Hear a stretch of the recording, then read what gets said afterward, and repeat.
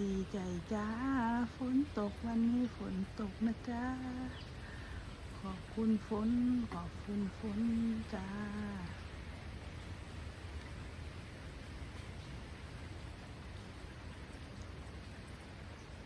เอาบรรยากาศฝนตกมาให้เบิ่งมาจ้ะ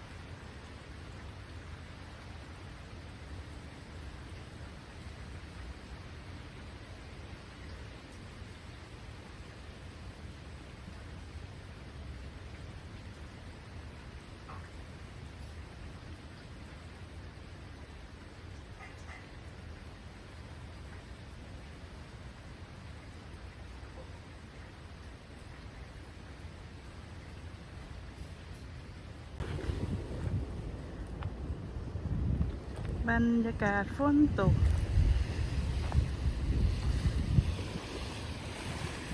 เรือใบนะคะเรือใบกำลังลงฝนกำลังตกแล้วจ้ะเรือใบก็จะลงเรือเพื่อนนะจ๊ะเรือเพื่อนอ่ะสีเขียวๆนะคนรู้จักเขาเจ้าเนาะเรือใบไปแค่บรรยากาศฝนตกเนาะจ้ะ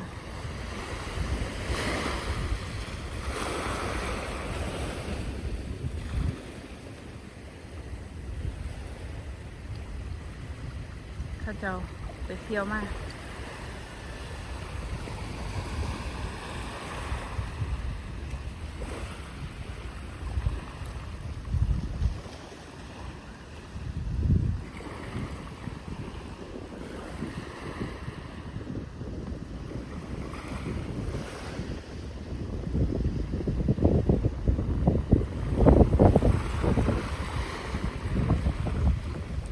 น้ำขึ้นน้ำลดก็อีกแบบนะ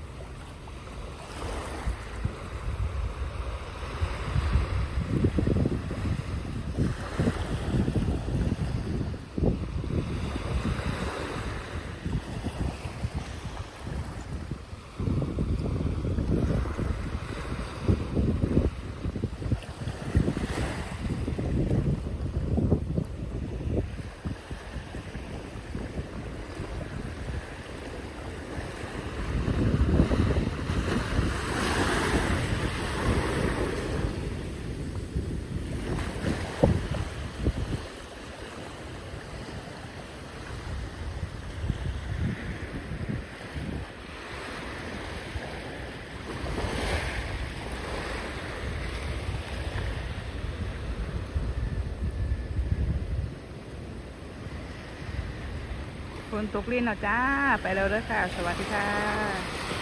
ขอบคุณหลายๆที่จะมาส่งกำลังใจให้ก่อนขอบคุณหลายๆจ้าสวัสดีค่ะถ่ายวิดีโอกันอยู่นี่นะสวัสดีค่ะก่อนสาวเกาะพามาดูมูลนะจ้าเมืองเมฆกระคืมฝนจะตกห้ามบ่มูนขึ้นเราเด้อจ้ามูนขึ้นแล้วหอดหนักก็จะคล้องแล้วจ้ะแต่ตอนนี้ยุกก่อนหน่อยๆอยู่ยุกก่อนหน่อยๆนี่จ้ะ หอดหนักก็เราจะนี่หนักก็จะคล้องหนักก็จะคล้องอยู่แถวนี้จ้ะนี่หนักก็แล้วจะเนาะถ่ายวิวบรรยากาศให้เบิ่งเด้อค่ะจ้ะหนักก็หอดแล้วแต่ว่าทางอันเห็นมูนเนาะจ้ะเนาะเห็นมูนก็ได้หยุดถ่ายก็จ้ะหยุดถ่ายให้เบิ่งก่อนจ้ะบรรยากาศสวยๆเมฆครึ้มๆมาจ้ะ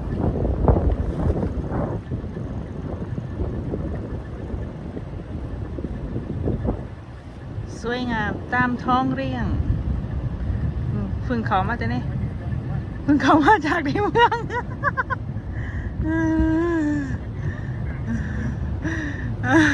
เจ้าหน้ายืนเอามาเบิ่งเลยพักกันเห็นอย่างเนาะพักกันเห็นมูนนะจ๊ะมูนจ้าทำไมถึงสวยจังเลยวิวบรรยากาศนะจ๊ะโอเคค่ะเขากอกัน